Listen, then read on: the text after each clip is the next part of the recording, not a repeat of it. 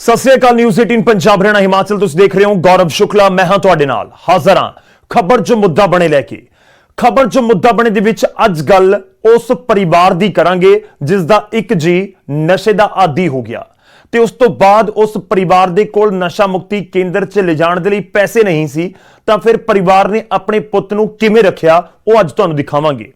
इस दे नाल गल घरेलू कलेशां दी भी करांगे क्योंकि रोजाना अजिहे मामले सामने आ रहे ने जो गंभीर सवाल चुकते ने कि आखिर साडे समाज च हो की रहा है, क्यों गुस्सा हदों वध रहा है, खास तौर ते जदों असीं अपने परिवारां दा जिक्र करदे हां।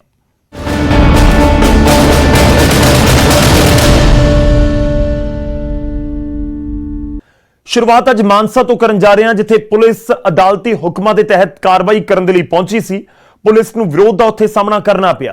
मकान ते कब्जे दी कार्रवाई नूं लैके जदों पुलिस परिवार नूं हटाउण लगी तां फिर उत्थे जबरदस्त हंगामा हो गया।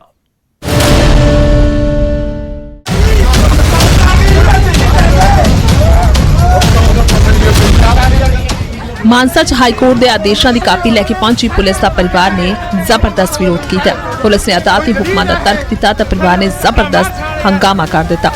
दरअसल 20 फुट के मकान के कब्जे नूं लैके सारी गहमा गहमी हुई। सुरजीत कौर नां दी महिला ने अदालत च केस किया होया सी कि उसका भरा उसनूं मकान च हिस्सा नहीं दे रहा। अदालत ने सुरजीत कौर के हक च फैसला सुनाया ते बनदा हिस्सा देण दी लिखिया। हुक्मां दे नाल पुलिस पहुंची तां मकान दे विच रह रहे परिवार ने इसनूं छड्डण तो मना कर दिता। नौजवान ने खुद तो पेट्रोल छिड़क लिया ते आतमदाह दी धमकी दी।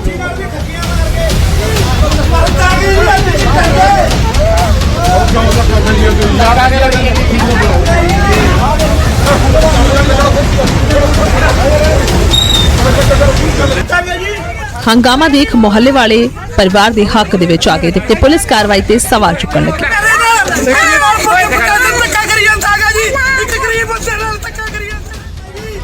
मौका वेखदियां पुलिस ने जबरी परिवार नूं हटाउणा चाहया तां हंगामा होर वध गया। नौजवान उसका भरा ते मां ने जोरदार विरोध किया पर पुलिस ने जबरी साहब नूं अपनी गड्डी दे विच बिठा लिया।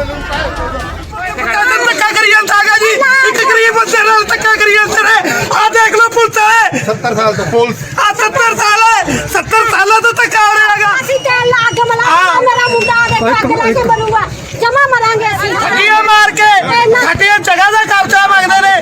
ਕੋਰਟ ਅੱਡ ਦੀ ਕੋਰਟ ਗਰੀਬ ਬੰਦੇ ਦੀ ਕਿੱਥੇ ਆ? ਪੈਸੇ ਵਾਲੇ ਦੀ ਕੋਰਟ ਪੈਸੇ ਵਾਲੇ ਦੀ ਕੋਰਟ ਆ ਗਈ।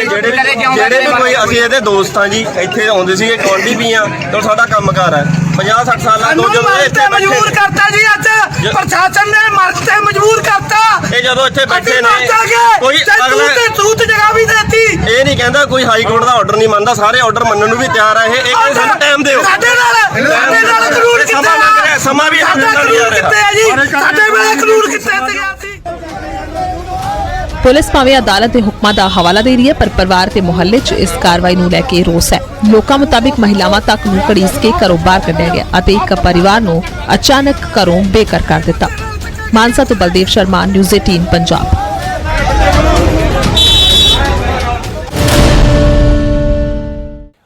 उधर करनाल दे विच बदमाशां दे हौसले बुलंद नजर आउंदे ने।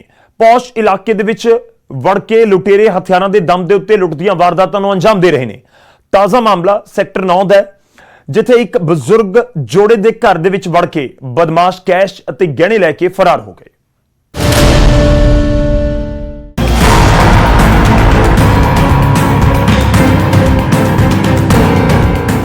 करनाल दे सैक्टर 9 बदमाशा का अड्डा बन चुका है।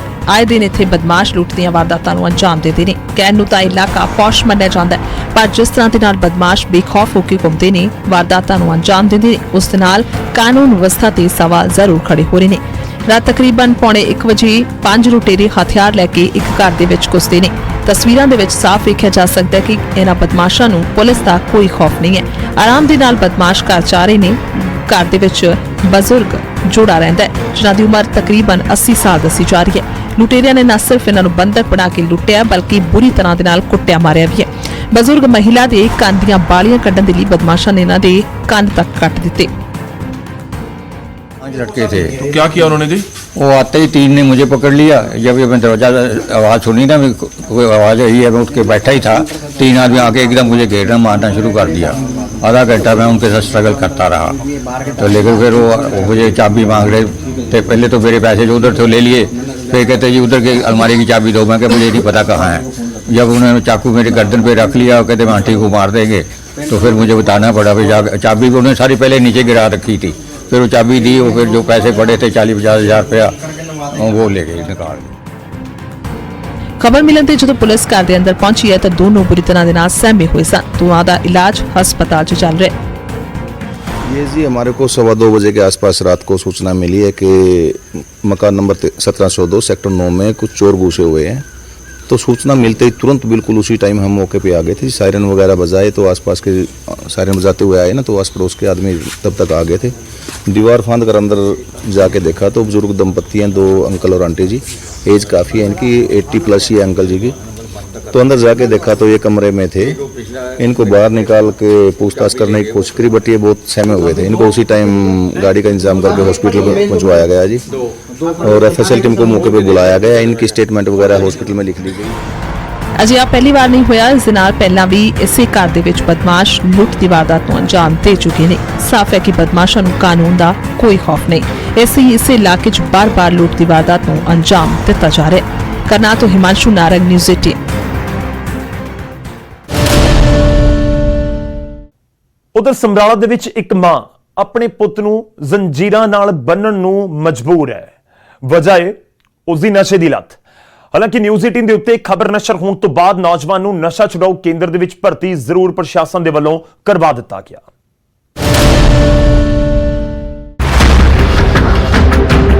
ਇਹ ਪੰਜਾਬ ਦੇ ਭਵਿੱਖ ਦੀ ਤਸਵੀਰ ਹੈ ਜੋ ਬੇੜੀਆਂ ਦੇ ਵਿੱਚ ਕੈਦ ਹੈ। ਉਹ ਪੰਜਾਬ ਜਿਸ ਨੂੰ ਸੋਨੇ ਦੀ ਚਿੜੀ ਬਣਾਉਣ ਦੇ ਖੂਬ ਦਾਅਵੇ ਹੁੰਦੇ ਨੇ, ਪਰ ਜ਼ਮੀਨ ਤੇ ਦਾਅਵਿਆਂ ਦੀ ਸੱਚਾਈ ਕੀ ਹੈ ਤੁਹਾਡੇ ਸਾਹਮਣੇ। ਦਿਲ ਨੂੰ ਝੰਜੋੜਨ ਵਾਲੀਆਂ ਤਸਵੀਰਾਂ ਸਮਰਾਲਾ ਦੇ ਪਿੰਡ ਸੈਲਾ ਦੀਆਂ ਨੇ, ਜਿੱਥੇ ਇੱਕ ਗਰੀਬ ਬੇਵਸ ਮਾਂ ਨਸ਼ੇ ਦੀ ਦਲਦਲ 'ਚ ਫਸ ਚੁੱਕੀ ਆਪਣੇ ਇਕਲੌਤੇ ਪੁੱਤ ਨੂੰ ਜੰਜ਼ੀਰਾਂ ਦੇ ਵਿੱਚ ਬੰਨ੍ਹ ਕੇ ਰੱਖਣ ਨੂੰ ਮਜਬੂਰ ਹੈ। ਮਹਿਲਾ ਦਾ ਪਤੀ ਹੁਣ ਇਸ ਦੁਨੀਆ 'ਚ ਨਹੀਂ ਹੈ। ਘਰ ਦਾ ਗੁਜ਼ਾਰਾ ਚਲਾਉਣ ਲਈ ਮਹਿਲਾ ਘਰਾਂ ਦੇ ਵਿੱਚ ਕੰਮ ਕਰਦੀ ਹੈ। ਉੱਪਰੋਂ ਇਕਲੌਤੇ ਪੁੱਤ ਨੂੰ ਵੀ ਨਸ਼ੇ ਦੀ ਅਜਿਹੀ ਲੱਤ ਲੱਗੀ ਕਿ ਆਪਣੀ ਇਸ ਲੱਤ ਨੂੰ ਪੂਰਾ ਕਰਨ ਲਈ ਉਹ ਅਪਰਾਧ ਕਰਨ ਲੱਗਾ। ਗਰੀਬੀ ਦਾ ਆਲਮ ਹੈ ਕਿ ਪੁੱਤ ਦਾ ਇਲਾਜ ਕਰਾਉਣ ਦੇ ਲਈ ਮਾਂ ਦੇ ਕੋਲ ਪੈਸੇ ਨਹੀਂ।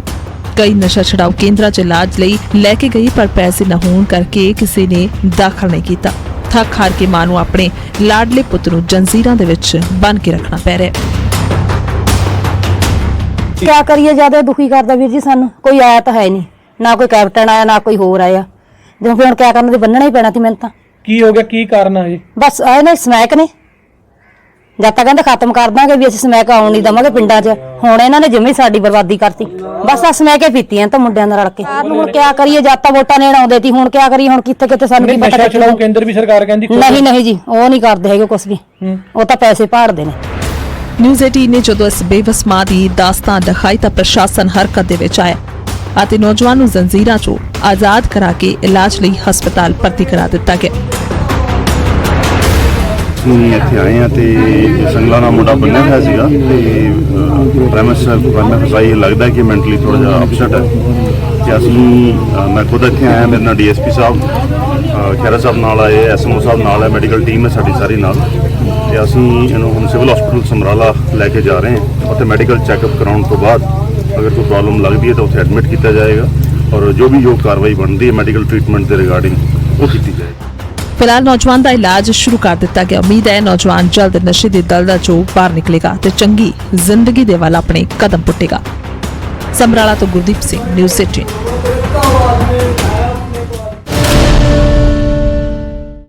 ਹੁਣ ਗੱਲ ਕਰਾਂਗੇ ਰਿਸ਼ਤਿਆਂ ਦੀ। ਕਿਹਾ ਜਾਂਦਾ ਕਿ ਵਿਆਹ 7 ਜਨਮਾਂ ਦਾ ਬੰਧਨ ਹੁੰਦਾ ਹੈ, ਪਰ ਗੱਲ ਉਸ ਮਹਿਲਾ ਦੀ ਕਰਾਂਗੇ ਜਿਸ ਦੀ ਜ਼ਿੰਦਗੀ ਵਿਆਹ ਤੋਂ ਬਾਅਦ ਨਰਕ ਵਰਗੀ ਹੋ ਗਈ। ਪਤੀ ਪਹਿਲਾਂ ਤੋਂ ਹੀ ਵਿਆਹਿਆ ਹੋਇਆ ਨਿਕਲਿਆ ਅਤੇ ਹੁਣ ਸਹੁਰੇ ਵਾਲਿਆਂ ਨੇ ਘਰ ਤੋਂ ਬਾਹਰ ਕੱਢ ਦਿੱਤਾ ਹੈ।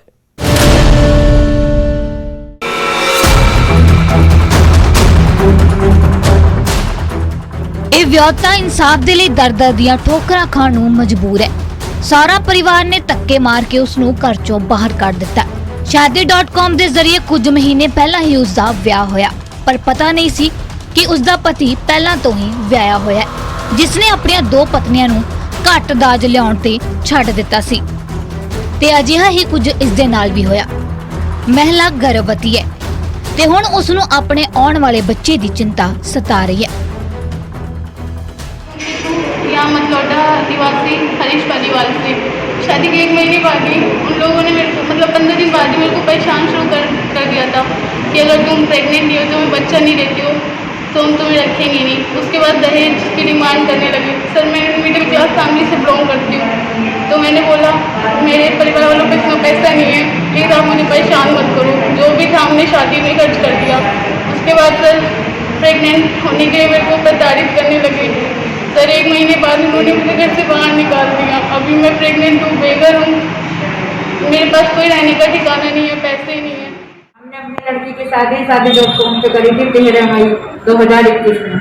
वो लड़का लेकिन फ्रॉड लिख रहा, पानीपत का रहने वाला है और चाय पत्ती का काम करता है, नाम हर्ष गोरीवाल है।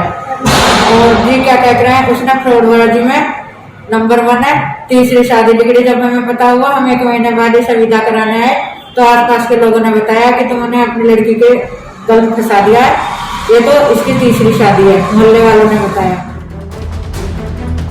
ਪੂਰਾ ਮਾਮਲਾ ਪਾਣੀਪਤ ਦਾ ਹੈ। ਰੋਜ਼-ਰੋਜ਼ ਦਾਜ ਦੀ ਮੰਗ ਨੂੰ ਲੈ ਕੇ ਸਹੁਰਾ ਪਰਿਵਾਰ ਨੇ ਉਸ ਨੂੰ ਤੰਗ ਕੀਤਾ। ਸੱਸ ਸਹੁਰੇ ਨੇ ਘਰ ਤੋਂ ਬਾਹਰ ਕੱਢ ਦਿੱਤਾ ਤੇ ਹੁਣ ਪਤੀ ਦਾ ਕੋਈ ਠਿਕਾਣਾ ਨਹੀਂ ਹੈ।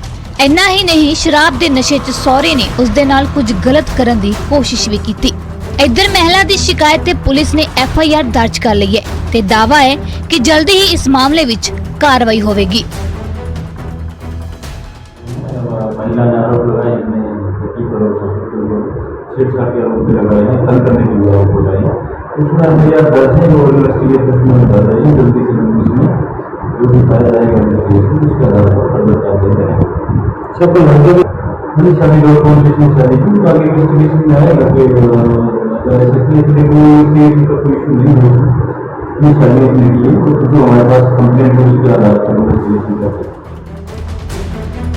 ਹੁਣ ਪ੍ਰਸ਼ਾਸਨ ਤੋਂ ਹੀ ਇਨਸਾਫ ਦੀ ਉਮੀਦ ਹੈ। ਅਜਿਹੇ ਦਾਜ ਦੇ ਲਾਲਚੀਆਂ ਨੂੰ ਸਲਾਖਾਂ ਪਿੱਛੇ ਭੇਜਣਾ ਹੋਵੇਗਾ, ਜੋ ਦਾਜ ਦੇ ਲਾਲਚ ਵਿੱਚ ਕੁੜੀਆਂ ਦੀ ਜ਼ਿੰਦਗੀ ਦਾ ਸੌਦਾ ਕਰ ਰਹੇ ਨੇ। ਤੇ ਹਾਂ, ਆਪਣੀ ਬੇਟੀ ਦਾ ਵਿਆਹ ਕਰਨ ਤੋਂ ਪਹਿਲਾਂ ਛਾਣਬੀਣ ਜ਼ਰੂਰ ਕਰ ਲਓ ਕਿ ਕਿਤੇ ਮੁੰਡਾ ਪਹਿਲਾਂ ਤੋਂ ਹੀ ਵਿਆਹਿਆ ਹੋਇਆ ਤਾਂ ਨਹੀਂ। ਪਾਣੀਪਤ ਤੋਂ ਸੁਮਿਤ ਭਾਰਦਵਾਜ, ਨਿਊਜ਼ 18।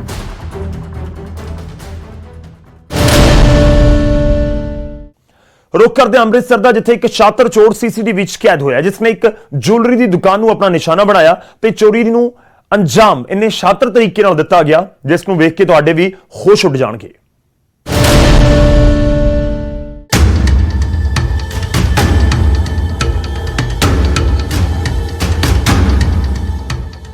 ਇਹ ਤਸਵੀਰਾਂ ਨੇ ਅੰਮ੍ਰਿਤਸਰ ਦੇ ਮਾਲ ਰੋਡ ਦੀਆਂ, ਜਿੱਥੇ ਇੱਕ ਸ਼ਾਤਿਰ ਨੌਜਵਾਨ ਕੈਮਰੇ 'ਚ ਕੈਦ ਹੋਇਆ, ਜਿਸਨੇ ਬੜੀ ਹੀ ਸ਼ਾਤਰ ਤਰੀਕੇ ਦੇ ਨਾਲ ਇੱਕ ਜੁਐਲਰੀ ਦੀ ਦੁਕਾਨ ਨੂੰ ਆਪਣਾ ਨਿਸ਼ਾਨਾ ਬਣਾਇਆ ਤੇ ਸੋਨੇ ਦੀ ਚੈਨ ਚੋਰੀ ਕਰਕੇ ਫਰਾਰ ਹੋਇਆ। ਜ਼ਰਾ ਗੌਰ ਦੇ ਨਾਲ ਇਹਨਾਂ ਤਸਵੀਰਾਂ ਤੇ ਨਜ਼ਰ ਮਾਰੋ। ਕਾਲੇ ਰੰਗ ਦਾ ਟੋਪੀ ਤੇ ਲਾਲ ਰੰਗ ਦੀ ਟੀ-ਸ਼ਰਟ 'ਚ ਨਜ਼ਰ ਆ ਰਿਹਾ ਇਹ ਨੌਜਵਾਨ ਅਚਾਨਕ ਜੁਐਲਰੀ ਦੀ ਦੁਕਾਨ ਤੇ ਦਾਖਲ ਹੁੰਦਾ ਹੈ। ਹੁਣ ਦੁਕਾਨ ਦੇ ਅੰਦਰ ਦੀਆਂ ਤਸਵੀਰਾਂ ਵੇਖੋ।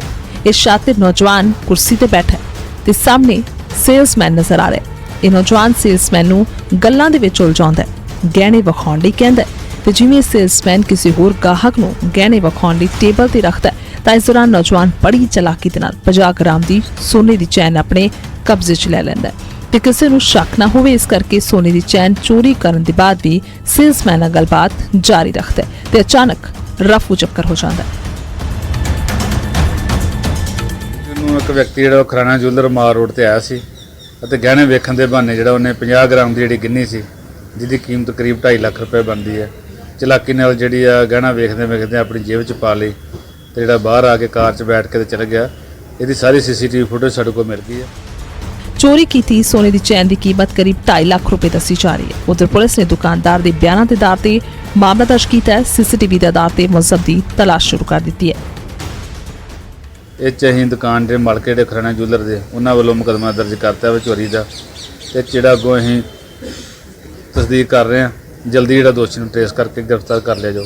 ਸਰ ਪਤਾ ਲੱਗਾ ਕਿੱਥੋਂ ਦਾ ਵਿਅਕਤੀ ਇਹ CCTV ਦੇ ਵਿੱਚ ਕਾਰ ਲੈ ਕੇ ਆਇਆ ਹੈ? ਹਾਲੇ ਤੱਕ ਆਇਡੈਂਟੀਫਾਈ ਨਹੀਂ ਹੋਇਆ। ਵੀਡੀਓ ਸਾਡੀਆਂ ਉਹਦੇ ਕੋਲ ਸਾਫ਼ ਆ ਗਈਆਂ ਨੇ, ਆਇਡੈਂਟੀਫਾਈ ਕਰਨ ਦੀ ਕੋਸ਼ਿਸ਼ ਕਰ ਰਹੇ ਹਾਂ ਤੇ ਜਲਦੀ ਆਇਡੈਂਟੀਫਾਈ ਕਰਕੇ ਗ੍ਰਿਫਤਾਰ ਕਰ ਲਿਆ ਜਾਊ। CCTV ਤਸਵੀਰਾਂ ਖੁਦ ਬਿਆਨ ਕਰ ਰਹੀਆਂ ਨੇ ਕਿ ਚੋਰ ਪੂਰਾ ਸ਼ਾਤਿਰ ਹੈ। ਚੋਰੀ ਨੂੰ ਅੰਜਾਮ ਇਸ ਤਰੀਕੇ ਦੇ ਨਾਲ ਦਿੱਤਾ ਗਿਆ ਕਿ ਕਿਸੇ ਨੂੰ ਮੌਕੇ ਤੇ ਸ਼ੱਕ ਤੱਕ ਨਹੀਂ ਹੋਇਆ। ਖੈਰ ਹੁਣ ਵੇਖਣਾ ਹੋਵੇਗਾ ਸ਼ਾਤਿਰ ਚੋਰ ਕਦੋਂ ਤੱਕ ਪੁਲਿਸ ਦੇ ਸ਼ਿਕੰਜੇ ਤੋਂ ਬਾਹਰ ਰਹਿੰਦਾ ਹੈ। ਅੰਮ੍ਰਿਤਸਰ ਤੋਂ ਰਾਜੀਵ ਸ਼ਰਮਾ, ਨਿਊਜ਼ 18 ਪੰਜਾਬ। ਹੁਣ ਖਬਰ ਸੰਗਰੂਰ ਤੋਂ ਲਵਾਂਗੇ, ਜਿੱਥੇ ਇੱਕ ਪੱਤਰਕਾਰ ਦਾ ਪਰਦਾਫਾਸ਼ ਹੋਇਆ ਹੈ, ਜੋ ਜਾਲੀ ਪੁਲਿਸ ਅਫਸਰ ਬਣ ਕੇ ਨਾਕੇ ਲਗਾਉਂਦਾ ਸੀ ਤੇ ਚਲਾਨ ਦਾ ਡਰਾਵਾ ਦੇ ਕੇ ਲੋਕਾਂ ਤੋਂ ਮੋٹے ਪੈਸੇ ਵਸੂਲਦਾ ਸੀ। ਰਿਪੋਰਟ ਦੇਖੋ।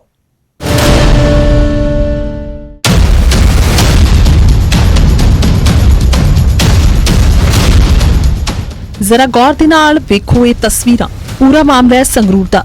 ਤਸਵੀਰਾਂ 'ਚ ਨਜ਼ਰ ਆ ਰਿਹਾ ਹੈ ਮੁਲਜ਼ਮ ਗੁਰਦੀਪ ਸਿੰਘ ਛਾਜਲੀ ਹੈ, ਜੋ ਹੈ ਤਾਂ ਪੱਤਰਕਾਰ ਪਰ ਜਾਲੀ ਪੁਲਿਸ ਅਫਸਰ ਬਣ ਕੇ ਲੋਕਾਂ ਤੋਂ ਪੈਸੇ ਵਸੂਲਦਾ ਸੀ। ਪਰ ਆਖਿਰਕਾਰ ਪਰਦਾਫਾਸ਼ ਹੋ ਗਿਆ ਤੇ ਪੁਲਿਸ ਨੇ ਮੌਕੇ ਤੇ ਕਾਬੂ ਕੀਤਾ। ਪੁਲਿਸ ਨੇ ਪੂਰਾ ਐਕਸ਼ਨ ਪ੍ਰਦੀਪ ਕੁਮਾਰ ਦੀ ਸ਼ਿਕਾਇਤ ਤੇ ਕੀਤਾ। ਦਰਅਸਲ ਜਦੋਂ ਪ੍ਰਦੀਪ ਕੁਮਾਰ ਆਪਣੀ ਗੱਡੀ ਤੇ ਲੁਧਿਆਣਾ ਤੋਂ ਕੱਪੜਾ ਲੋਡ ਕਰਕੇ ਲਹਿਰਾ ਗਾਗਾ ਵੱਲ ਜਾ ਰਿਹਾ ਸੀ ਤਾਂ ਰਸਤੇ 'ਚ ਮੁਲਜ਼ਮ ਗੁਰਦੀਪ ਨੇ ਵਰਨਾ ਗੱਡੀ ਉਸਦੇ ਅੱਗੇ ਆ ਕੇ ਰੋਕ ਲਈ ਤੇ ਪ੍ਰਦੀਪ ਕੁਮਾਰ ਨੂੰ ਗੱਡੀ ਦੇ ਕਾਗਜ਼ ਚੈੱਕ ਕਰਾਉਣ ਦੇ ਲਈ ਕਿਹਾ ਤੇ ਆਪਣੇ ਆਪ ਨੂੰ ਪੁਲਿਸ ਅਫਸਰ ਦੱਸ ਕੇ ਓਵਰ ਸਪੀਡ ਦਾ ਚਲਾਨ ਕੱਟਣ ਦੀ ਧਮਕੀ ਦੇਣ ਲੱਗਾ ਤੇ ਚਲਾਨ ਤੋਂ ਬਚਣ ਲਈ ਪੈਸਿਆਂ ਦੀ ਮੰਗ ਕਰਨ ਲੱਗਾ। ਇੰਨੇ ਨੂੰ ਮੌਕੇ ਤੇ ਹੋਰ ਵੀ ਲੋਕ ਇਕੱਠੇ ਹੋ ਗਏ।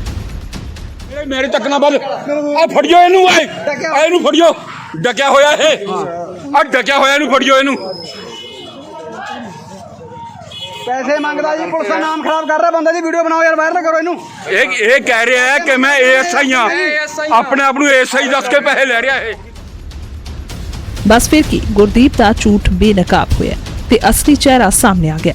ਪੁਲਿਸ ਨੇ ਮੌਕੇ ਤੇ ਪਹੁੰਚ ਕੇ ਮੁਲਜ਼ਮ ਗੁਰਦੀਪ ਨੂੰ ਕਾਬੂ ਕਰ ਲਿਆ ਤੇ ਮਾਮਲਾ ਦਰਜ ਕਰ ਲਿਆ। ਉੱਥੇ ਹੀ ਪੁਲਿਸ ਨੇ 1 ਦਿਨ ਦਾ ਰਿਮਾਂਡ ਵੀ ਹਾਸਲ ਕੀਤਾ ਹੈ ਤੇ ਹੋਰ ਵੀ ਕਈ ਖੁਲਾਸੇ ਹੋਣ ਦੀ ਉਮੀਦ ਹੈ। ਪ੍ਰਦੀਪ ਕੁਮਾਰ ਵਾਸੀ ਹਰਿਆਣਾ ਆਪਣੀ ਪਿਕਅਪ ਗੱਡੀ ਤੇ ਲੁਧਿਆਣੇ ਤੋਂ ਹੌਲੀ ਦਾ ਸਮਾਨ ਲੋਡ ਕਰਕੇ ਲਹਿਰਾ ਗਾਗਾ ਨੂੰ ਜਾ ਰਿਹਾ ਸੀ ਤਾਂ ਗੁਰਦੀਪ ਸਿੰਘ ਨਾਂ ਦਾ ਵਿਅਕਤੀ, ਜਿਹਦੇ ਕੋਲ ਵਰਨਾ ਕਾਰ ਸੀ, ਜਿਹਨੇ ਆਪਣੀ ਗੱਡੀ ਪਿਕਅਪ ਦੇ ਅੱਗੇ ਲਾ ਕੇ ਰੋਕ ਲਈ ਤੇ ਉਹਨੂੰ ਕਹਿੰਦਾ ਆਪਣੇ ਕਾਗਜ਼ ਚੈੱਕ ਕਰਾ। ਤੇ ਪ੍ਰਦੀਪ ਨੇ ਕਿਹਾ ਉਹਦੀ ਸਿਵਲ ਵਰਦੀ 'ਚ ਵੀ ਮੈਂ ਤੈਨੂੰ ਕਿਉਂ ਕਾਗਜ਼ ਚੈੱਕ ਕਰਾਵਾਂ। ਇਹਨੇ ਕਿਹਾ ਮੈਂ ਪੁਲਿਸ ਚੌਂਕੀ ਇੰਚਾਰਜ ਹਾਂ, ਮੈਨੂੰ ਕਾਗਜ਼ ਚੈੱਕ ਕਰਾ। ਤੇ ਫਿਰ ਉਹਨੇ ਉਹਨੂੰ ਕਾਗਜ਼ ਚੈੱਕ ਕੀਤੇ ਤੇ ਉਹਨੇ ਉਹਨਾਂ ਤੋਂ ਪੈਸਿਆਂ ਦੀ ਮੰਗ ਕੀਤੀ। ਸੋ ਆਖਿਰਕਾਰ ਪੱਤਰਕਾਰ ਦਾ ਸੱਚ ਸਾਹਮਣੇ ਆ ਗਿਆ। ਸੋ ਲੋੜ ਹੈ ਪੱਤਰਕਾਰੀ ਦੇ ਪੇਸ਼ੇ ਨੂੰ ਬਦਨਾਮ ਕਰਨ ਵਾਲੇ ਅਜਿਹੇ ਅਨਸਰਾਂ ਦੇ ਖਿਲਾਫ ਸਖਤ ਕਾਰਵਾਈ ਕਰਨ ਦੀ, ਤਾਂ ਜੋ ਭਵਿੱਖ 'ਚ ਅਜਿਹੀ ਕੋਈ ਵੀ ਜ਼ੁਰਤ ਨਾ ਕਰ ਸਕੇ। ਸੰਗਰੂਰ ਤੋਂ ਚਰਨਜੀਵ, ਨਿਊਜ਼ 18 ਪੰਜਾਬ। ਖਬਰ ਜੋ ਮੁੱਦਾ ਬਣੇ ਦੇ ਵਿੱਚ ਅੱਜ ਦੇ ਲਈ ਨਹੀਂ। ਤੁਸੀਂ ਬਣੇ ਰਹੋ ਨਿਊਜ਼ 18 ਪੰਜਾਬ ਹਰਿਆਣਾ ਹਿਮਾਚਲ ਦੇ ਨਾਲ।